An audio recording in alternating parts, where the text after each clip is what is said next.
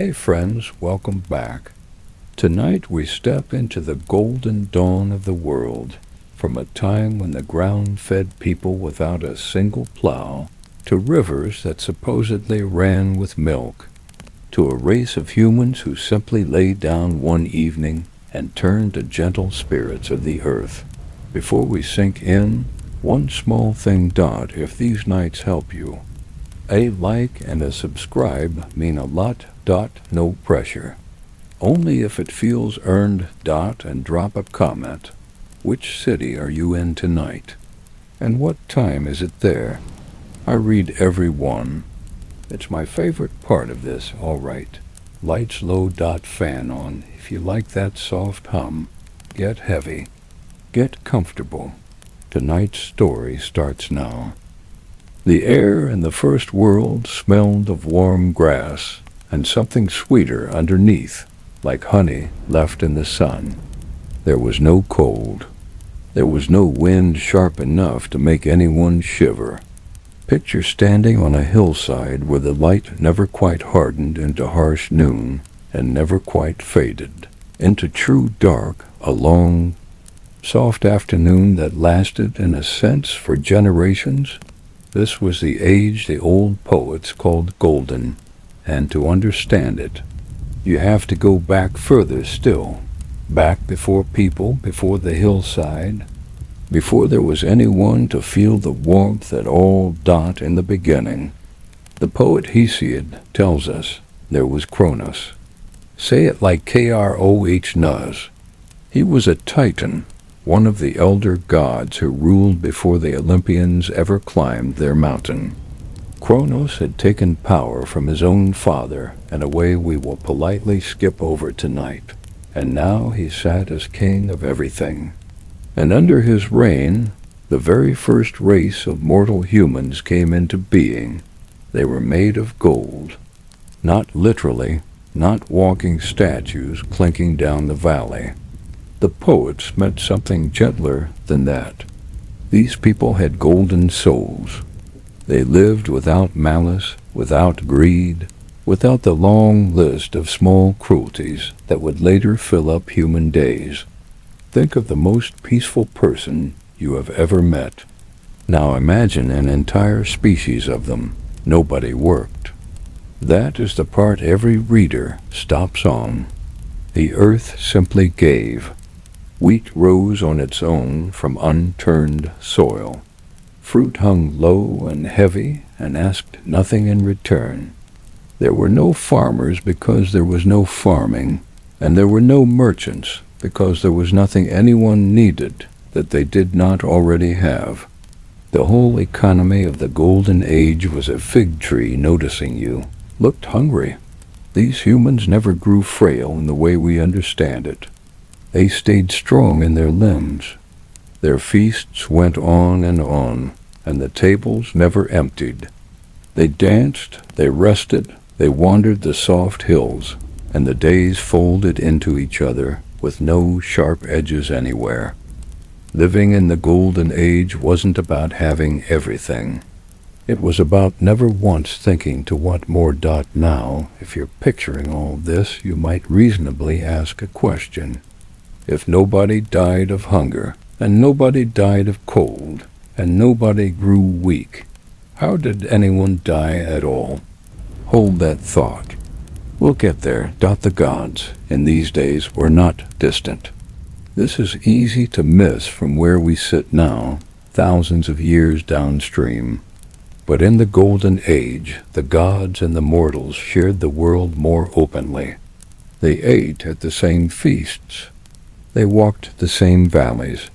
There was no great gulf yet between heaven and earth, no locked gate, no sense that the divine lived somewhere far away and unreachable. A god might join your meal the way a neighbor drops by. Imagine sitting on that warm grass as a figure taller and brighter than any person you've known lowers themselves down beside you, reaches for the same bread, and says nothing in particular, just company. That was ordinary once. There were no laws. And here's the strange thing. There was no crime either, so the laws were never missed.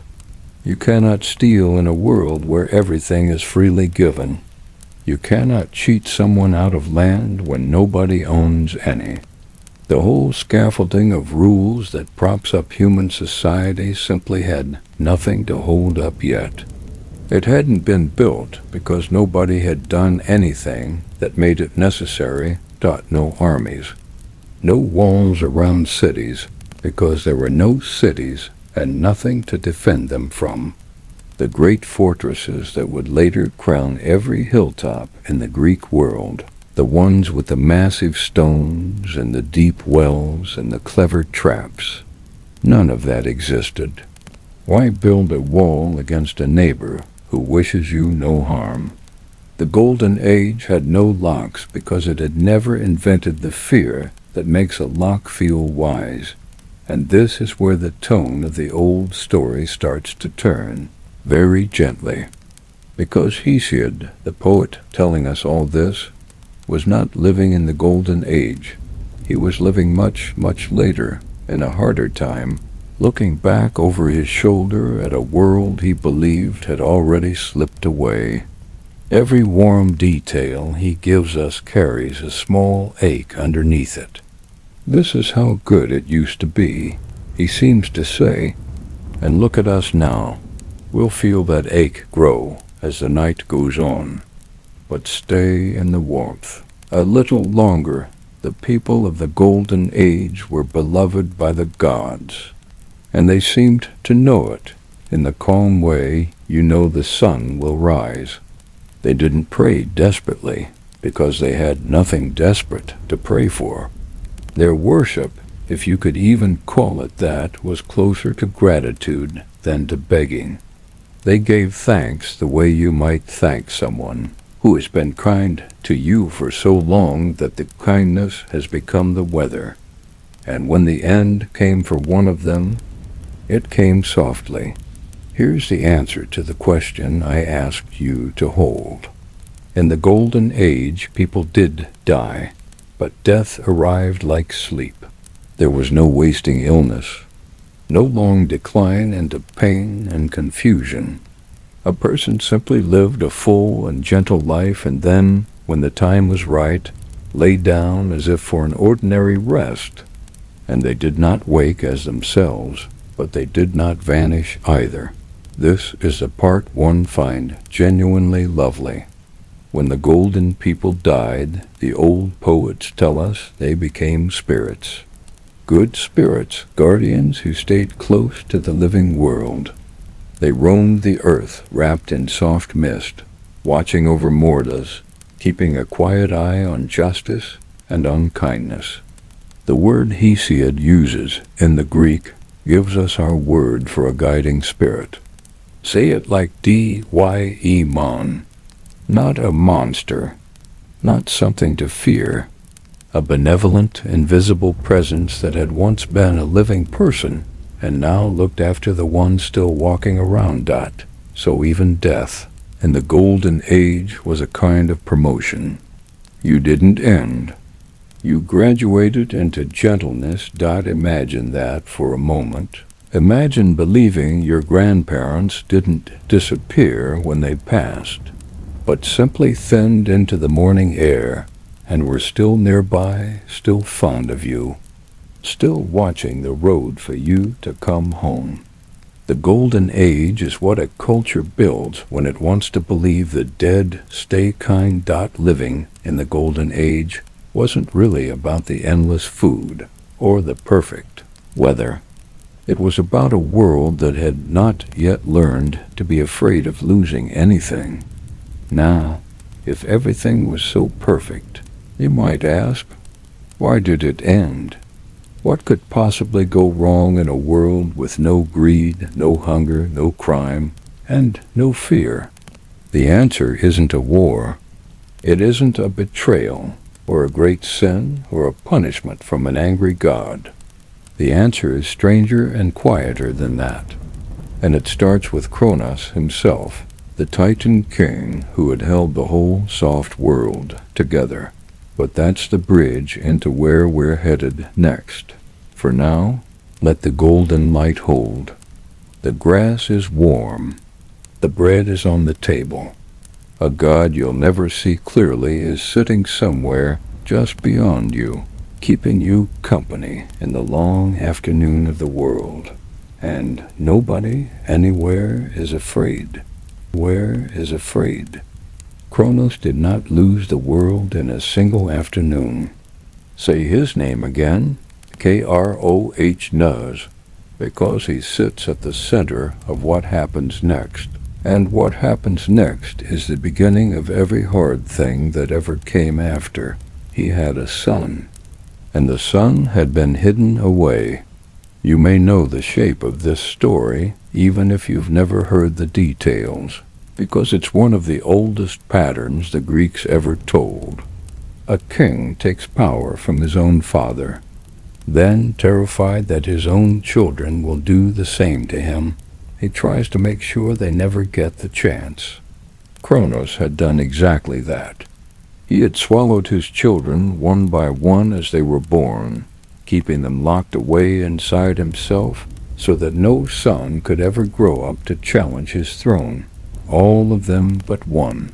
The youngest was hidden, smuggled away to a cave on the island of Crete, raised in secret, kept alive by his mother's quiet defiance, while his father sat on the throne, believing every threat had already been dealt with. That youngest son was Zeus. Say it the easy way, Zeus. And he grew up far from his father's eyes, waiting. There's a small detail in the old story that I can't help loving.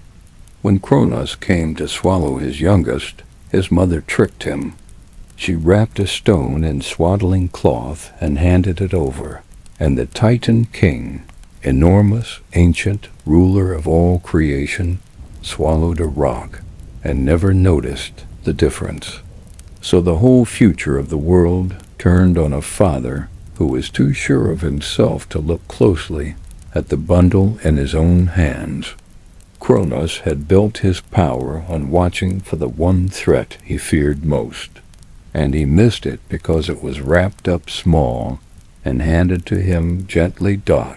Now here is the part that matters for tonight. And it's easy to rush past, so let's slow down. While Zeus was rising, the golden age was still going on. The gentle people were still feasting on their soft hills. The earth was still giving up its fruit for free. From the ground, from a mortal's point of view, nothing had changed. But high above them, in the world of the gods, a war was coming. The kind of war that would crack the foundation of everything the golden people had ever known. Imagine living in that world. Imagine being one of those peaceful humans, lying in the warm grass, watching the sky the way you always have.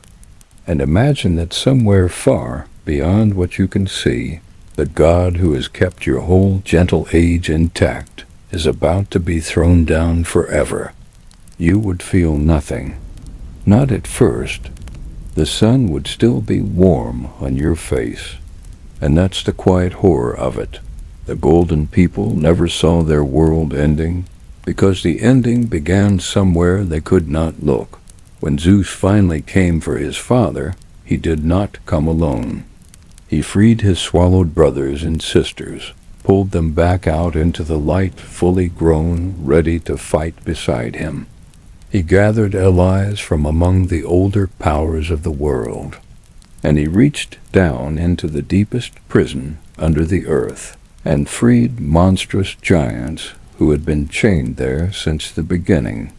And they came up furious and grateful and forged him weapons no one had ever wielded. And what followed, the poets tell us, was a war so vast it has its own name, a 10-year struggle between the young gods and the old titans that shook the sea and the sky and the deep places under the earth. We won't linger in the battle. This is a night for rest, and the war of the gods is not a restful thing, But hold the scale of it in your mind for just a moment, from far away the way you'd watch a distant storm from a warm window. The mountains themselves are said to have trembled. The sea rose. The whole sky rang like a struck bell, over and over, for 10 long years.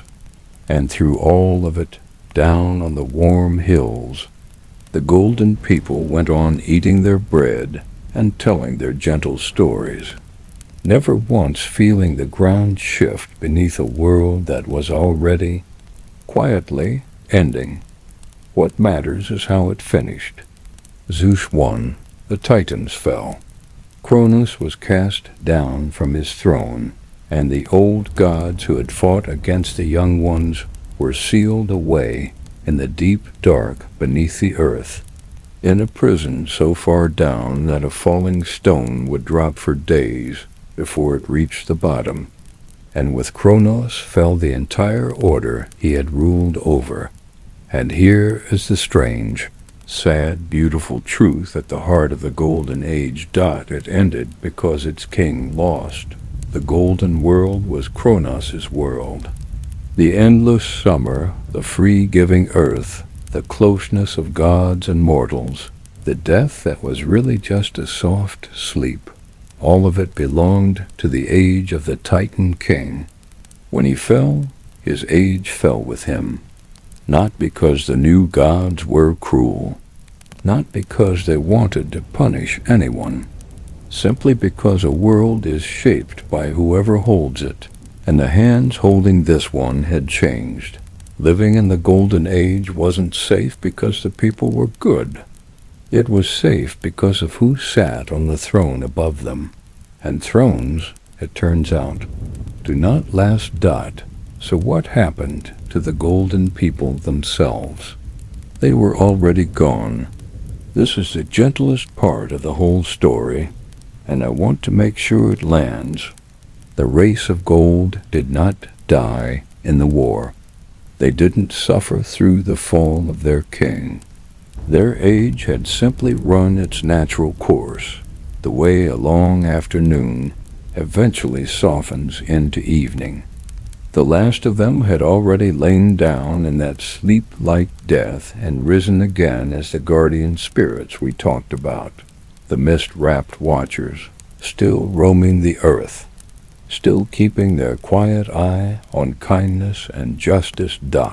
So even as the sky itself was at war, the golden dead were down here, unbothered, doing what they had always done, watching over a world that was about to become much harder than the one they'd left, and that world needed watching. Because Zeus, now king, did something that no one before him had done. He made a new race of humans. This is where the poets draw the line between one age and the next. The golden people belonged to Kronos, made in his time, tied to his order. But the second race, the people of what the poets called the Silver Age, these were the creation of the new gods. A fresh attempt. A different kind of human for a different kind of world. And they were not the same. Something had shifted. The new people were not born with golden souls. They were not effortlessly kind, effortlessly content. They would have childhoods that stretched on strangely long, and tempers that ran hot, and a habit, a fatal habit, of forgetting to honor the gods who made them. The gulf between heaven and earth, so small in the Golden Age that a god could join your dinner, was beginning to widen. The gods were pulling back. The free-giving earth was starting to close its hand. Feel that widening for a moment, because it's the real loss here. Bigger than the war, bigger than the fallen king. In the Golden Age, if you were hungry, the ground fed you, and if you were lonely, a god might sit down beside you. Now the ground would have to be worked, and the gods would have to be called from far away, and they might not answer. The kindness that used to be the weather was becoming something you had to earn. And the new humans, opening their eyes for the first time in this cooler, more distant world, would spend their whole age failing to understand what the world now asked of them. Picture that first silver child waking, not on a warm, endless afternoon, but in a paler light, under a sky that has just been at war. There's no God beside them. The earth is quiet and a little withholding, and there's a strange long helplessness in this new kind of person. They stay children for 100 years. The poet says kept close and dependent before they finally grow. A whole century of not yet understanding the world. And when they do finally grow up, they get it wrong almost immediately. We'll walk through all of it. The long, strange childhoods. The pride. The moment the silver people cross a line, they don't even understand they've crossed, but feel the difference already, here at the edge of the two worlds. The Golden Age asked nothing of anyone. The Silver Age would ask for something the new humans kept failing to give. Here's the thought I want to leave you with tonight. As the golden light finally goes down, the old poets who told this story believed, deep in their bones, that the world had been declining for a very long time, that each age was a little worse than the one before, that humanity had started at its very best and had been slowly, quietly falling ever since. It's a sad idea, but there's something almost tender in it, too, the sense that somewhere behind us, at the very beginning, there really was a time when people were gentle, and the earth was generous, and nobody had yet learned to be afraid.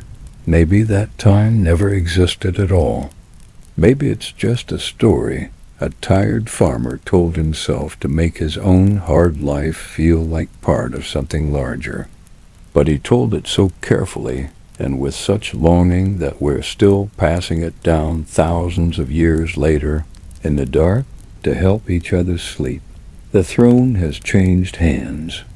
The Titan King has fallen.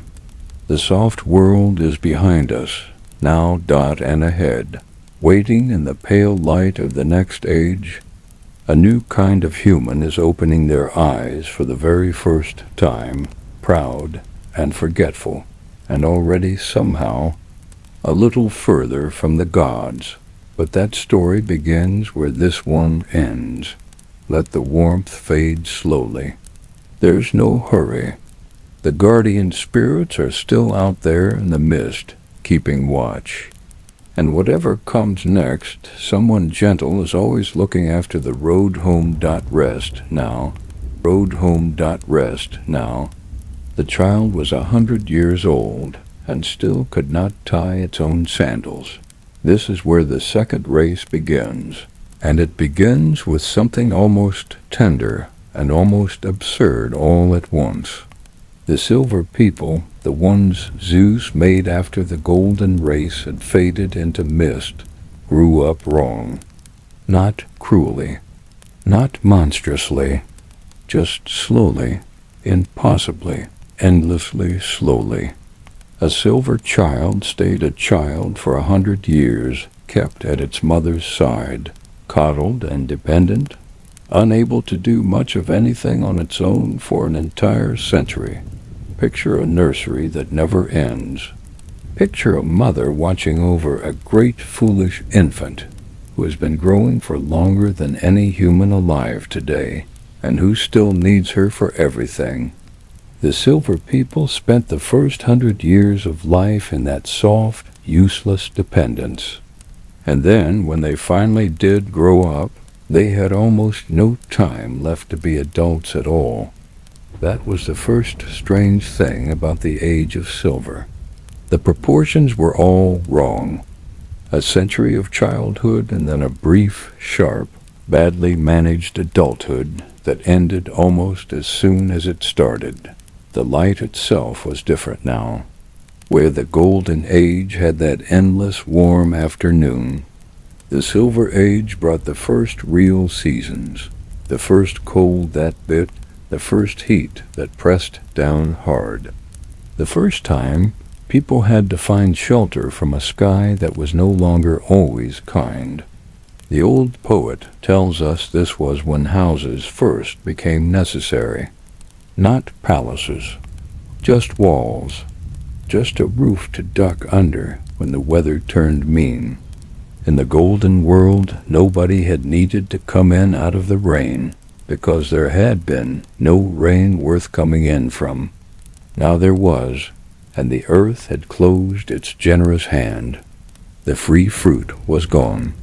The silver people had to work for their food, the first plowing, the first planting, the first long seasons of labor, before a harvest came in.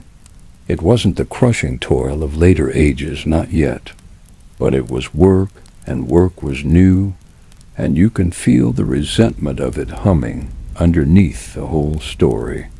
These were people who had been made into a harder world and given no instructions for it. Here's what makes them tragic rather than villainous. The silver people weren't evil.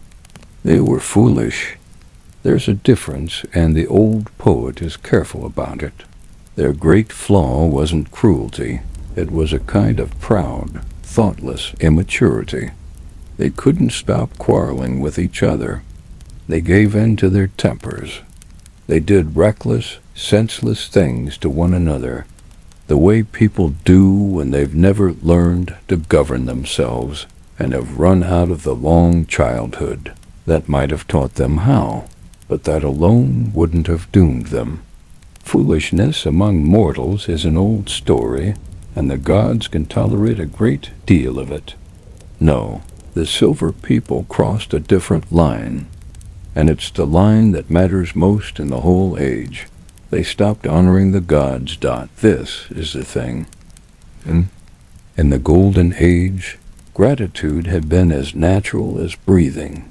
The golden people thanked the gods the way you'd thank the sun for rising. But the silver people wouldn't do it. They refused to offer the sacrifices. They neglected the altars. They lived in a world the gods had made for them, ate food the gods allowed them to grow, and gave nothing back. No thanks, no offerings, no acknowledgement that anything above them existed at all. Imagine building something for someone, a home, a life, a whole world, and imagine them moving in and never once saying your name. That's what the silver people did to the gods who made them, not out of hatred, out of a kind of blank, prideful forgetting. They simply couldn't be bothered, and you have to understand what that meant in this world. Sacrifice wasn't a suggestion. It was the entire agreement between heaven and earth. It was how mortals and gods stayed connected across the widening gulf between them. The Golden Age hadn't needed it, because gods and mortals had shared the same table. But now the table was gone. The gods had pulled back, and the offerings on the altar were the only thread left tying the two worlds together. The silver people cut that thread, and they didn't even notice they were doing it. There's a curiosity worth sitting with here, and the old poet leaves it half-answered on purpose. Why would a whole race made fresh by the gods simply forget the gods entirely? What went so wrong in the making of them? Hold that, because the answer says something uncomfortable about the whole story we're telling tonight. For now, follow the silver people through their short, strange adulthoods. 100 years a child, and then what? A few decades, maybe, of grown life. And they filled those decades with squabbling and pride and a stubborn refusal to look up. They built their little houses against the new cold. They worked their new fields with new resentment. They lived crowded, quarrelsome, forgetful lives in a world that had been so gentle only one generation before, and they never once seemed to notice what they'd lost. That's the part that aches if you let it. The golden race had known they were blessed and had been grateful for it. The silver race was blessed, too, less than before, but still alive, still fed, still made by the hands of gods, and they couldn't see it. They had a smaller portion of paradise than their predecessors, and they squandered even that, not through some great crime, through simple, daily ingratitude.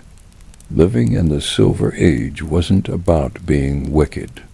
It was about being handed something precious and never learning to say thank you, and the gods were watching. Of course they were. The guardian spirits of the golden dead still roamed the earth, still weighing right and wrong, and above them Zeus himself sat on his new throne, looking down at a race that ate his gifts and offered him nothing. For a while he let it go. The gods are patient in a way that mortals rarely understand, a patience that can stretch across generations before it finally breaks. But it does break. It always breaks, and when Zeus finally lost his patience with the silver race, what he did to them tells us everything about the strange, cold logic of this world, a logic where forgetting to say thank you can cost you your entire existence. That's where we're headed next. For now, let the pale silver light settle over it all. A great child in an endless nursery, a first roof against a first rain, a field worked with resentment, and an altar standing empty in the corner of the world, gathering dust, while the gods above it wait and watch and slowly make up their minds. Zeus buried them. That's the phrase the old poet reaches for, and it's a strange one. So let's sit with it. When the king of the gods finally lost his patience with the silver race, the great foolish children who ate his gifts and left his altars empty, he did not send a flood, or a plague, or a war. He simply put an end to them. The poet says Zeus hid them away in anger, because they would not give the gods their honor. A whole race, made and then unmade, folded back into the earth by the same hands that had shaped them. There's no drama in it. No last battle, no desperate plea, no final chance. And that flatness is somehow worse than a spectacle would have been. The golden race had faded gently, of old age, into guardian spirits. The silver race didn't fade. They were ended, cut off mid-story because they had failed at the one thing the new world required of them. Dot imagined being one of them in that final generation, not knowing what you did wrong because from the inside you didn't do anything at all. You lived the way your parents lived. You worked your field, quarreled with your neighbor, never gave the altar a second thought, and one day the sky simply closed its account with your entire kind. No warning you could have understood. No lesson you were given time to learn. That's the quiet cruelty threaded through this age. The silver people were punished not for a thing they did, but for a thing they failed to do, for an absence, for a gratitude that never came. But here's where the story does something I find genuinely moving. And it's easy to miss because the poet says it so quickly. Even the silver race got an afterlife. They didn't become the roaming guardian spirits that the golden dead became, those bright watchers wrapped in mist, tending the living world. The silver dead were given something lesser, dimmer, further down. The poet calls them blessed spirits of the underworld, honored, but beneath the earth, in the shadowed places, not walking the sunlit hills. I second tear. A quieter, colder immortality for a quieter, colder race. And I love that the old poet bothered to give them even that. He could have simply erased them. Instead, he grants the foolish, forgetful, ungrateful silver people a place, a real place, in the world that comes after.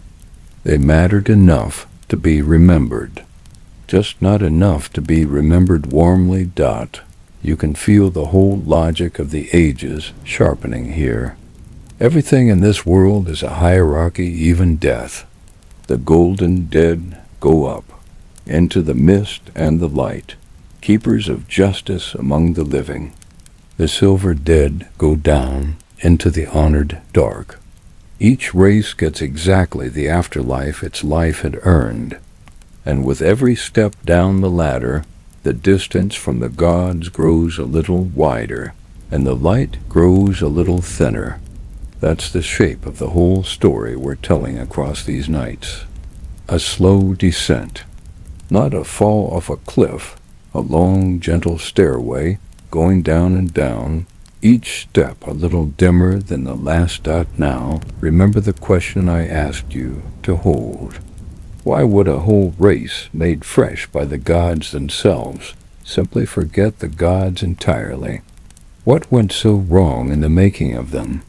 Here's the uncomfortable answer the old story quietly offers. Maybe nothing went wrong in the making. Maybe this is just what happens. Maybe the further you get from that first golden dawn, the harder it becomes for any race to hold on to goodness, not because they're broken, but because the world itself has grown colder, and a colder world produces colder people. The silver race may have been doing their honest best. It just wasn't good enough for a world that had already started sliding. And if that's true, then no one is really the villain here. Not the silver people, who couldn't help what they were. Not even Zeus, who was only holding up his end of a bargain the mortals kept refusing to honor. Everyone in this story is caught inside a decline that's bigger than any of them. That's what makes it sad instead of simple. Nobody chose to fall. They just found themselves falling. So the silver race went down into their honored dark, and the world stood empty of people once again.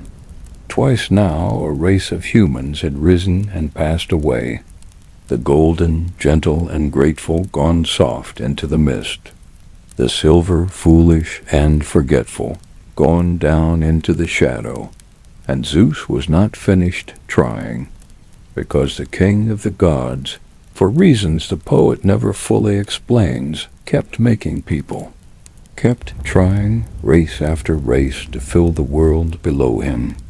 It's one of the strangest and most human things about the whole myth, this sense of a god who won't stop, who keeps reaching down to shape another attempt out of the earth, even as each one comes out a little further from the light than the last dot. His next attempt would come out very differently indeed, where the silver people had been soft, great, slow children, quarrelsome but never truly dangerous. The next race would be hard. Where the silver people had forgotten the gods out of laziness, the next race would be too busy, too loud, too consumed by their own strength to think about the gods at all. The world was about to get its first taste of something it had never known in the golden dawn or the silver dusk. It was about to learn what people are like when they fall in love with their own power. But that's the next age, and it's a loud one, so we'll ease into it slowly when we get there.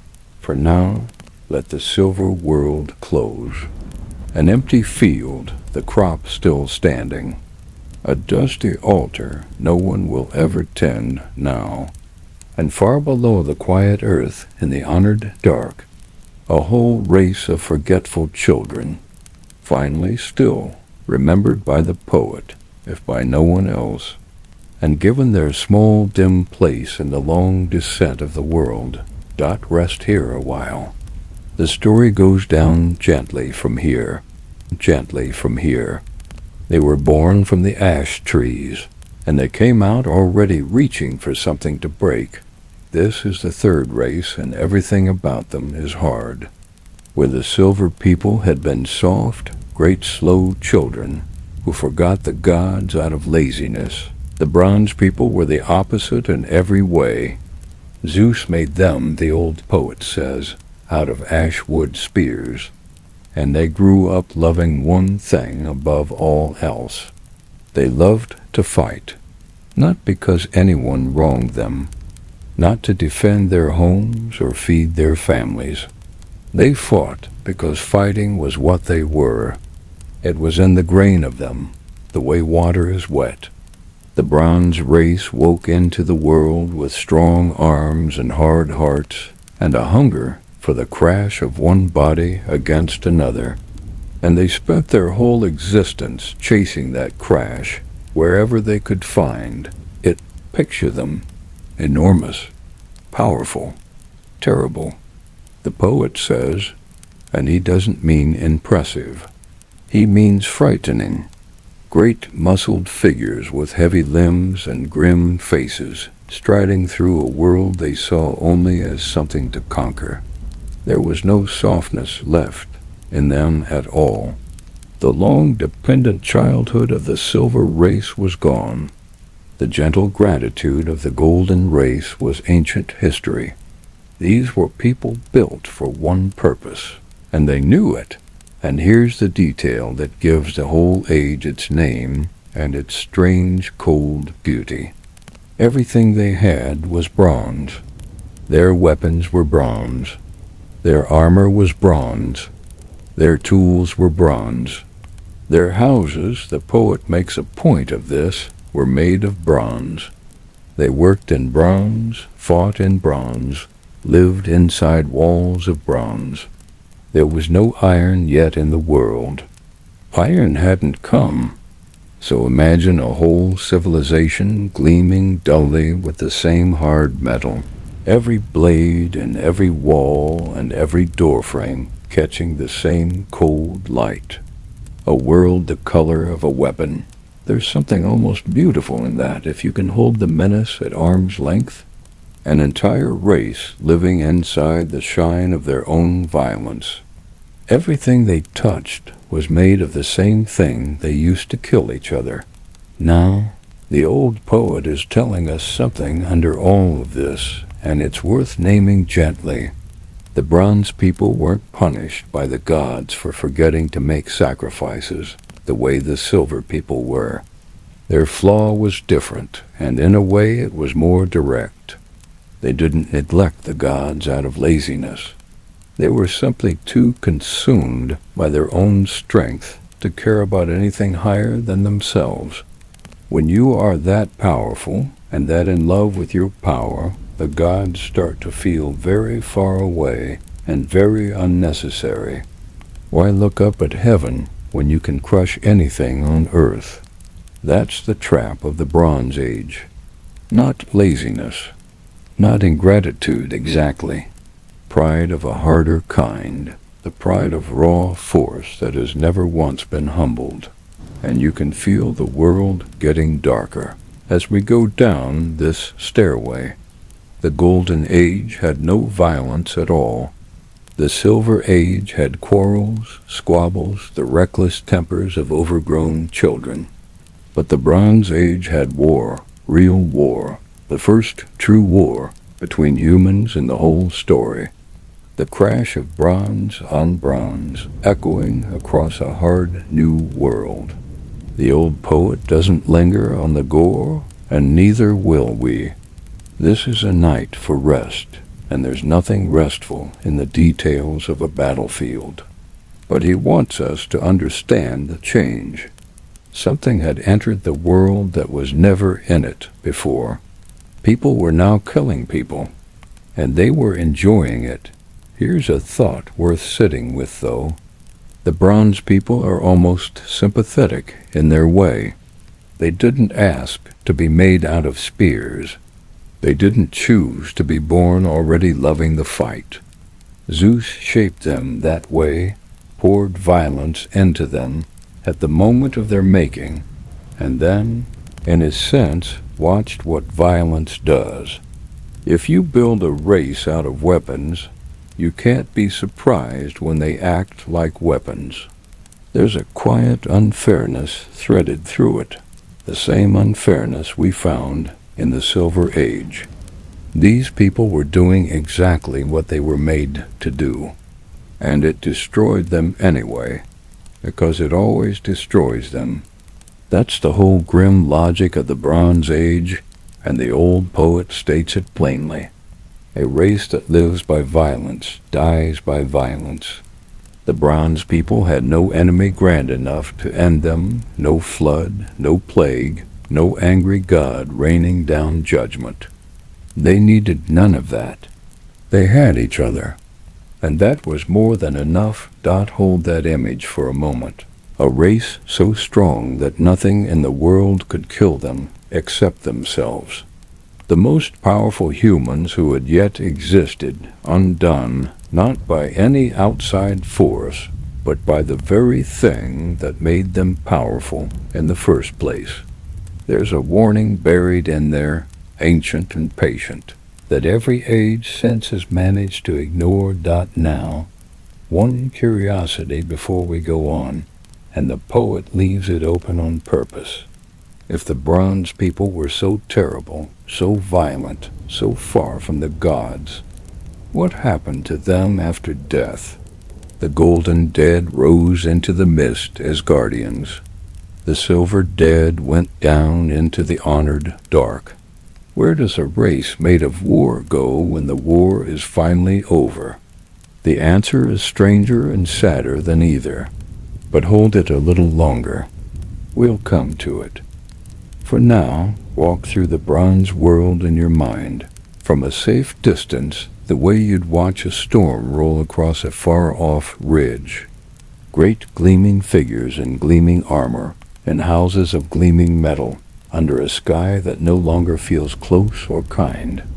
A world where strength is the only virtue anyone recognizes, and where every one of those strong, doomed people is marching, without knowing it, straight toward the only enemy that could ever bring them down, themselves. That's the Bronze Age, and its ending is the quietest, loneliest thing we've come to yet. We've come to yet. They killed each other down to the last one, and then the world was silent. That's how the Bronze Age ends. Not with a flood, not with a plague, not with the anger of Zeus reaching down from heaven. The Bronze people simply did what they were made to do. They fought, and they kept fighting until there was no one left to fight. A race strong enough to conquer anything on earth, undone entirely by their own hands. The most powerful humans yet made, and they needed no enemy but themselves. The old poet says it plainly, without drama. They were overcome by their own hands. They went down beneath the earth, and they left no name behind. Sit with that last part, because it's the saddest phrase we've come to yet. No name behind. The golden dead became bright guardian spirits, remembered and honored, still tending the living world. The silver dead went down into the honored dark, dimmer but blessed, given a real place below. But the bronze race, the poet grants them almost nothing. They descended into the cold house of the underworld, the shadowed realm of the dead, and there they simply are, nameless, unremembered, no special role, no honored title, no guardianship over anything, just gone into the dark, forgotten, as if all that terrible strength had never mattered at all. Think about what that means. These were the mightiest people who had ever lived. They could break anything, crush anyone, dominate the entire world with their bronze arms and their bronze weapons. And in the end, all that power bought them the loneliest death in the whole story. The gentle golden people are still watching over us, in a sense. The foolish silver people rest in blessed shadow. But the mighty bronze race left nothing, no legacy, no memory, no name, because a life spent only in violence produces nothing worth remembering. There's the warning again, patient and ancient. Strength alone earns you nothing. You can be the most powerful thing in the world and still vanish without a trace, if power is all you ever were. And notice what's happened to the pattern. We've been walking down a stairway, age by age, each one dimmer than the last. Golden, then silver, then bronze. Better to worse, gentle to violent, honored in death to forgotten in death. If the pattern held, the next race should be worse still. Harder, crueler, more lost. Everything in the story has been pointing straight down. But here's the strange thing. Here's the one place the old poet breaks his own rule. The next age is better, after the bronze race destroyed itself and went nameless into the dark. Zeus made another race of people, and this one did not continue the fall. This one climbed. For a single generation, the long descent of the world paused, and something bright and noble rose up in the middle of all that decline. The poet calls them the race of heroes, and they are the exception that makes the whole sad story ache even more. We'll spend real time with them, because they deserve it, and because their age is the one you already half know, even if you've never read a word of this myth. But feel the shape of it first. 3 ages of decline, and then a landing on the stairway. A wide, bright landing where the light comes back for a little while before the stairs go down again into the last and darkest age of all dot. Why did the poet do this? Why break his own careful pattern of decline to insert a golden generation of heroes right here, out of order? Hold that question.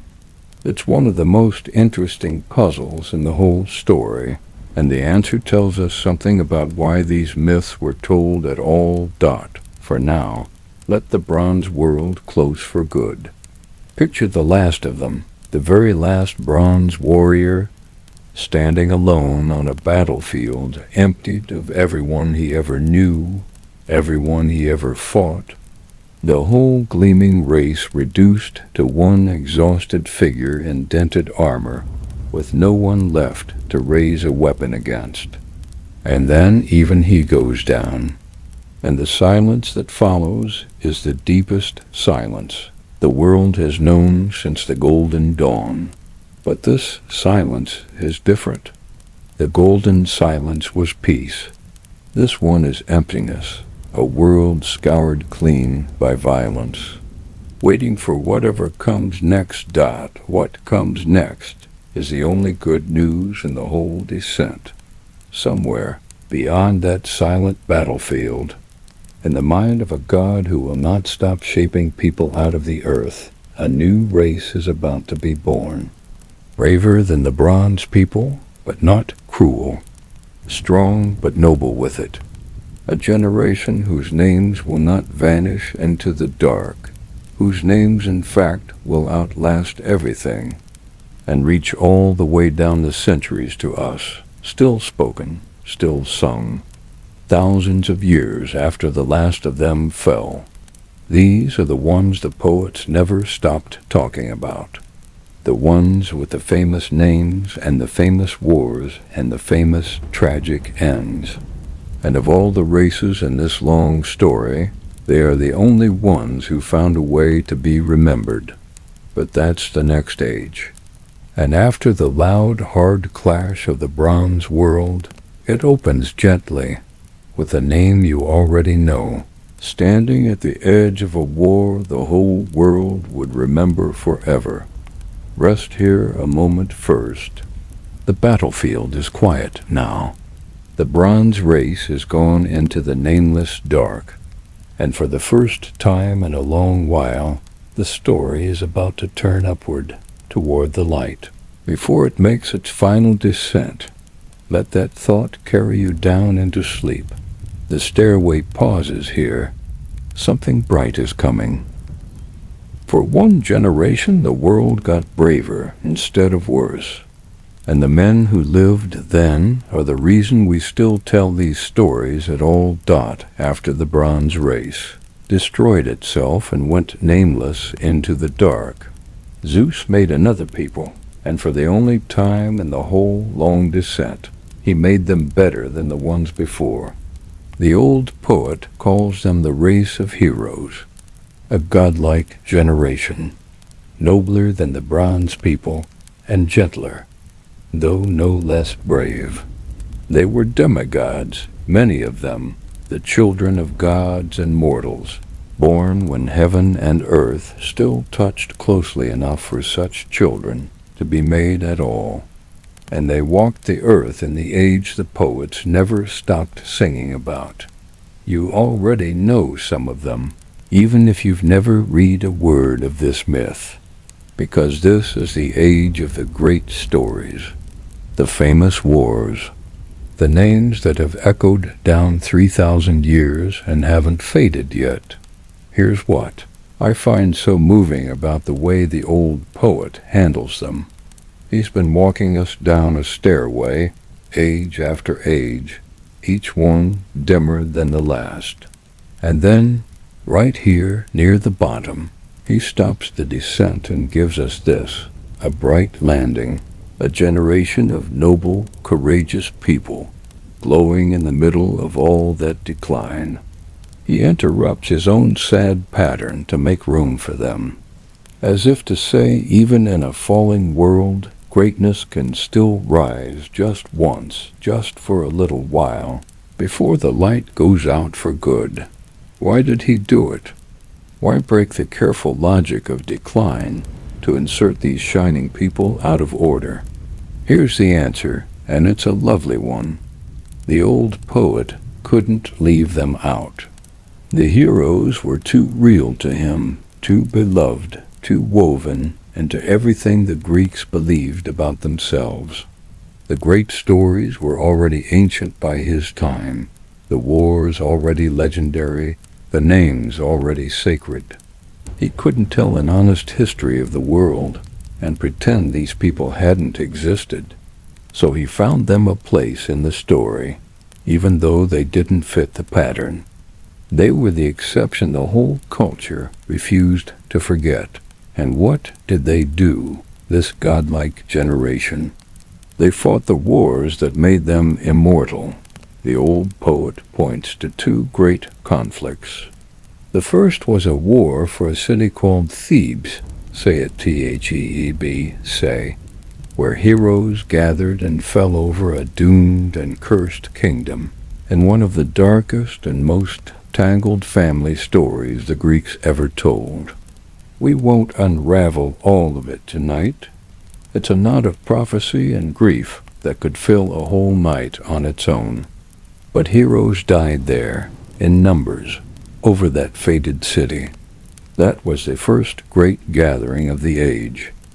And the second is the one you know. The second was the war at Troy. Say it, Troy. Simple as that.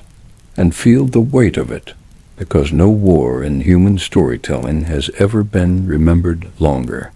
The heroes crossed the sea in their ships, the poet says, for the sake of a woman with beautiful hair, and they laid siege to a great city on a far shore, and they fought there for 10 long years.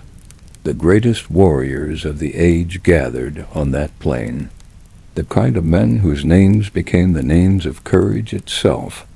And there, over that distant city, the flower of the heroic race fought and bled, and so many of them died.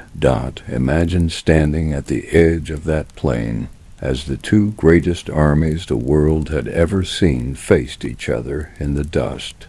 The old poet doesn't dwell on the blood, and neither will we. This is a night for rest, and the details of that battlefield have kept people awake for 3,000 years. But feel the scale of it. The mightiest people who ever lived gathered in one place for one war that would be sung about for as long as anyone told stories at all. That was the heroic age at its height. And its heroes earned something no race before them had earned. They earned a way out of the dark. Here's where the whole story turns, quietly, towards something like hope. Remember what happened to the dead of the earlier ages. The golden dead became guardian spirits in the mist. The silver dead went down to the honored shadow, and the bronze dead, the mighty, violent bronze race, vanished nameless into the cold house of the underworld, forgotten entirely. Each afterlife a little colder than the last. The stairway went down even in death, but the heroes broke that pattern to when the great heroes fell. Those who died at Thebes, those who died at Troy, and the noblest of the rest, Zeus did not send them down into the cold dark. He did something no god had done for any race before. He gave them a home at the ends of the earth, a place apart from all the sorrow of the world. The old poet calls it the Isles of the Blessed, and oh, it's beautiful. Sit with the description, because it's the loveliest thing in the whole long story. The heroes who earned it were carried to islands far out at the edge of the world, beside the deep, swirling ocean that rings all things. And there they live still, the poet says, untouched by grief, untouched by care, in a place where the earth gives up its sweet fruit 3 times a year, all on its own, with no one working the soil. Does that sound familiar? It should, because it's the golden age come again. The free-giving earth, the endless ease, the absence of all sorrow. For the heroes, and only for the heroes, the old poet reaches all the way back to the very beginning of the world and hands them the paradise that everyone else had lost. The gentle, generous world that faded when Kronos fell. The heroes get to live in it forever, out at the bright edge of everything, blessed and content and free. So the one race that climbed instead of falling is also the one race that got the golden world back. The noble people were given the gentle paradise. There's a justice in that so warm and so complete that it almost makes up for all the sadness that came before it. Almost. Because here's the ache underneath it. This was the last good thing. The heroes were the last bright generation the world would ever make. After them, the old poet's own hand grows heavy, and his voice grows sad, because after the heroes comes his own age, the age of iron, the final step on the stairway, the one he was living in as he wrote. And it is the hardest, and the coldest, and the loneliest of them all. But the heroes don't have to know that.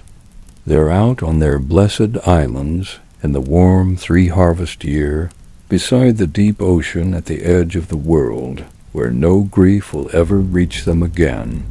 Let them stay there in your mind for a moment. The great names finally at rest. The mightiest and the noblest given the paradise the rest of us lost forever.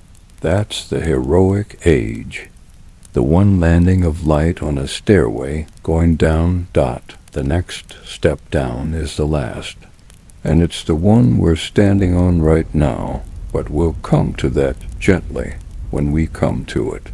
For now, rest with the heroes on their bright islands. Let the sweet fruit ripen 3 times over. Let the ocean turn slowly at the edge of the world. The best of them made it out. The best of them are at peace. Hold on to that as the light begins very slowly to fade toward the final age. Toward the final age. The bread costs you your whole life now, every mouthful of it.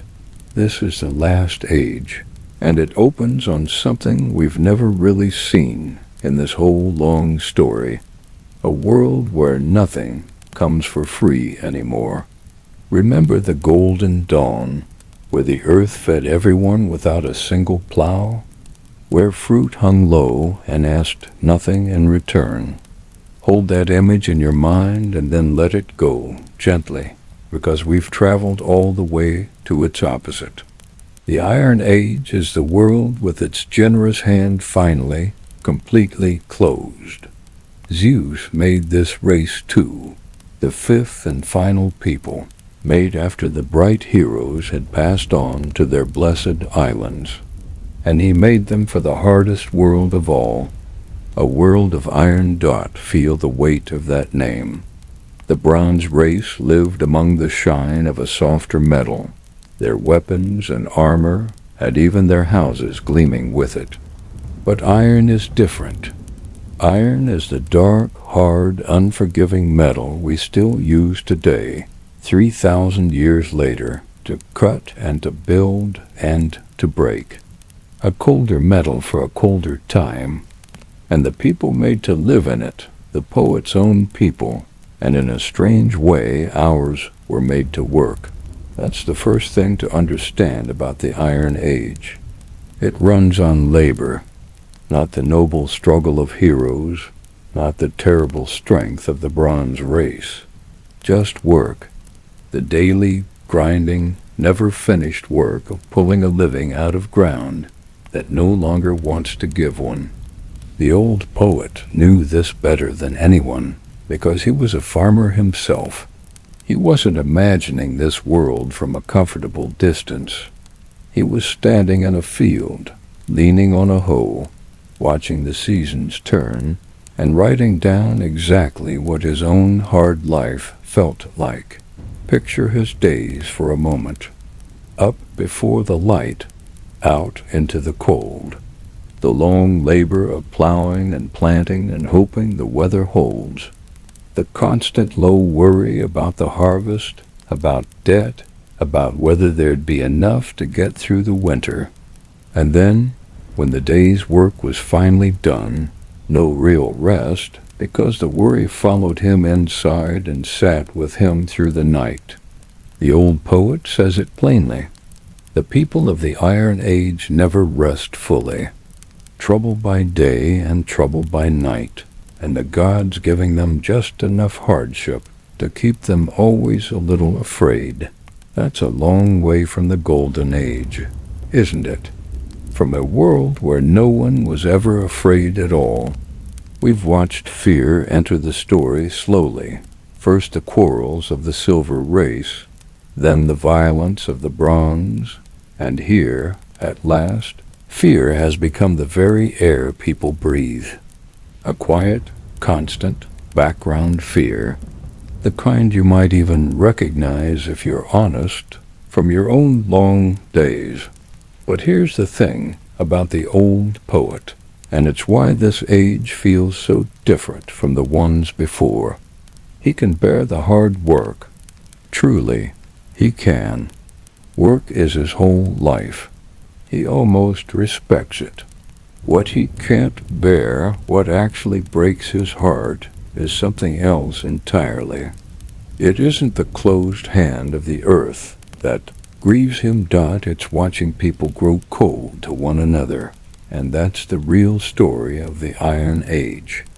Not the labor, the way the bonds between people start to wear thin, one by one, until a person can look around at their own neighbors and feel like a stranger among them.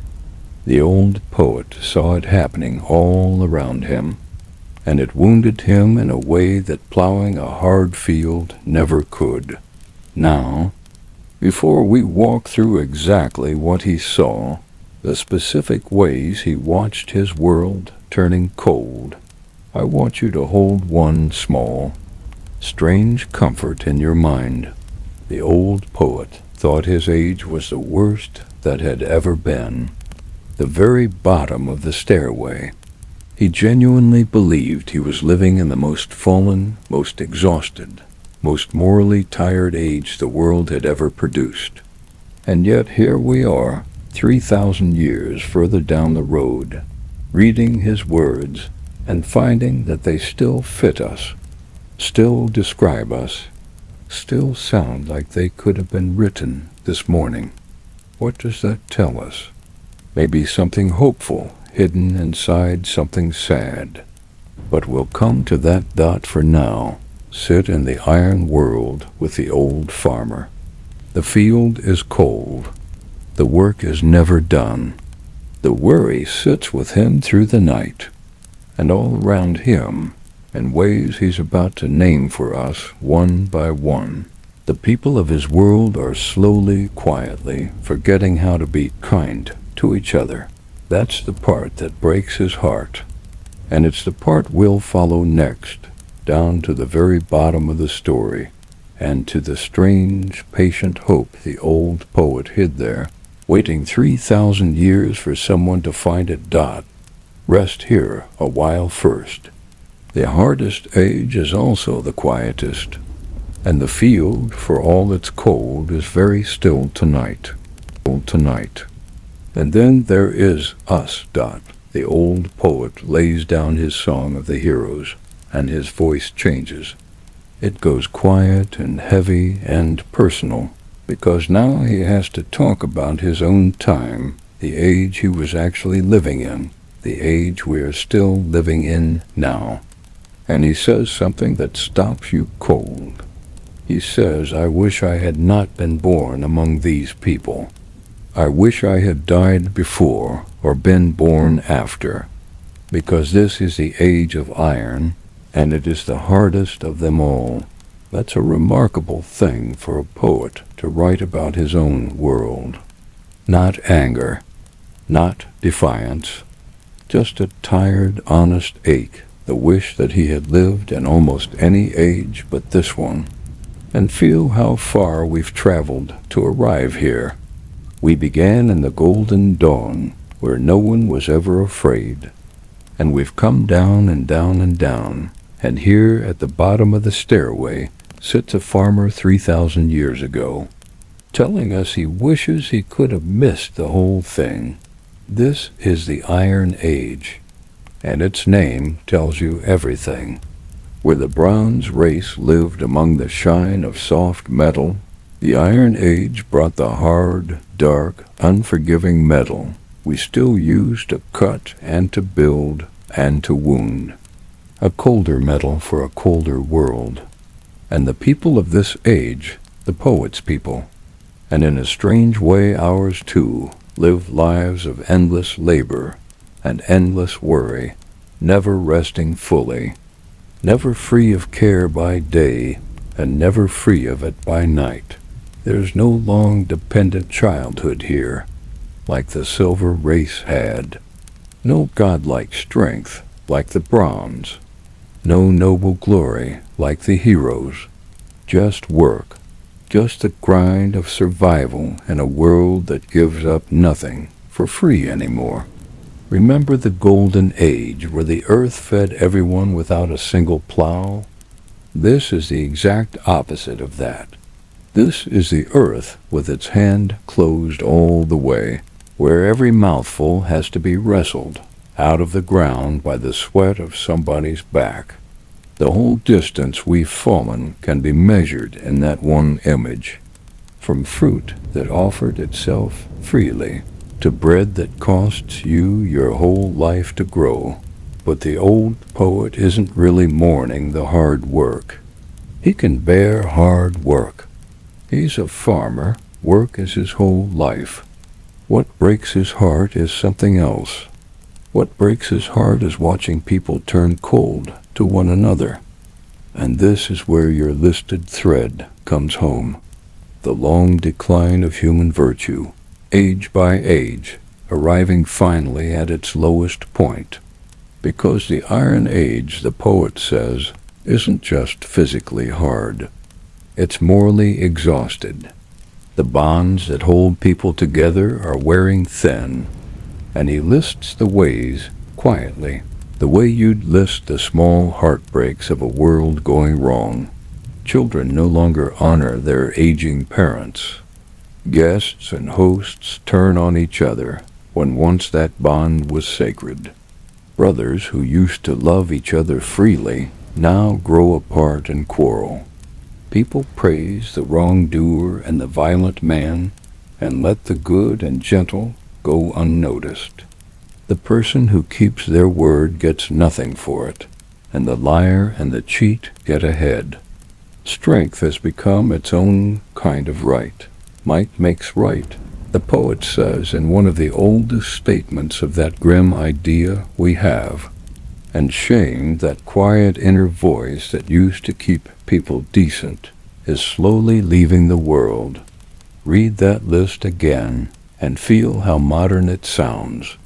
3,000 years ago, an old farmer looked around at his neighbors and saw exactly the things people still complain about seeing today. The disrespect, the dishonesty rewarded, the good going unnoticed, while the loud and the ruthless climb. He wrote it down in sorrow, thinking his age was uniquely fallen, and every generation since has read his words and thought, quietly, yes, that's us too. Maybe that's the real secret of the Iron Age. Maybe it never ends. Maybe every age that has ever lived has felt like the Iron Age from the inside, has looked back at some warmer, gentler, golden past, and felt itself falling short of it. The old poet thought he stood at the bottom of the stairway, but here we are, thousands of years further down, reading his complaint and nodding along. The Iron Age isn't a moment in history. It's the feeling of living in any hard time and longing for a better one behind you. And the old poet ends his song with a prophecy, a vision of where all of this is finally heading. If the decline runs all the way to its end, he says a day may come when things fall so far that human beings are born already old, when babies come into the world gray-haired, aged before they've even begun, a sign that the world itself has run out of youth and hope. On that day, he says, the last two gentle spirits still walking among people will finally give up and leave. Their names, in the Greek, mean something like decency and righteous anger, the sense of shame that keeps us kind, and the honest outrage that makes us stand against what's wrong. The old poet imagines them wrapping their bright robes about themselves, turning away from the human world at last, and rising up to join the gods, leaving mortals alone with their troubles, and no comfort against them. That's the vision at the very bottom of the story. Not fire, not flood, not a war of the gods. Just the quiet departure of the last two things that made people good, decency and honest anger, drifting up and away, and leaving the world behind. It's a bleak ending. I won't pretend it isn't, but sit with it a little longer, because there's something in it that isn't despair. Not quite. Notice that the poet says a day may come. Not a day will come. He's not certain. He's warning, not sentencing. He wrote this whole long story, 5 ages from gold to iron, not to tell people they were doomed, but to hold up a mirror, to say, look how far we've fallen, and look what we're on the verge of losing. Decency, honest outrage, the willingness to honor a parent, to keep a promise, to notice the good and quiet person in the corner. Those things are still here, the poet is saying. They haven't left yet, but they could. And it's up to the people of the Iron Age, up to us whether they stay. That's why he told the story. Not to make anyone despair, to make them careful, to make them hold on dot, and so the long descent finds its meaning right at the bottom. All those ages, gold to silver to bronze to the bright heroes and down to hard iron, they aren't just a history of the world getting worse. They're a warning wrapped in a bedtime story. A tired farmer 3,000 years ago, looking at the people around him and loving them enough to say, "Please, don't let the last good things go. Honor your parents. Keep your word. Be gentle with the guest and the stranger. Notice the quiet, good people, because the whole world, all 5 ages of it, comes down to whether ordinary people choose to be kind in a hard time." That's the story of the 5 ages, from a golden dawn where no one was ever afraid, all the way down to an iron world that's still deciding what it wants to be. And here at the very end, after all that falling, the old poet leaves us not with doom, but with a choice. The 2 gentle spirits haven't left yet. Decency is still here. Honest anger at what's wrong is still here. They're standing at the edge of the world, robes gathered, ready to go. But they haven't gone. They're waiting to see what we do. So that's where we'll leave it tonight. Not at the bottom of the stairway, but on the step where the choice still lives. The golden world is far behind us now, soft and warm and gone. The heroes rest on their bright islands at the edge of the sea. And down here in the age of iron, in the quiet of your own dark room, the last good things in the world are still with us, still waiting, still hoping to be kept. Hold on to them and rest now. The story is done, and the world, for all its falling, is still turning gently, and somewhere out past the edge of everything, the golden light has never really gone out at all. Really gone out at all.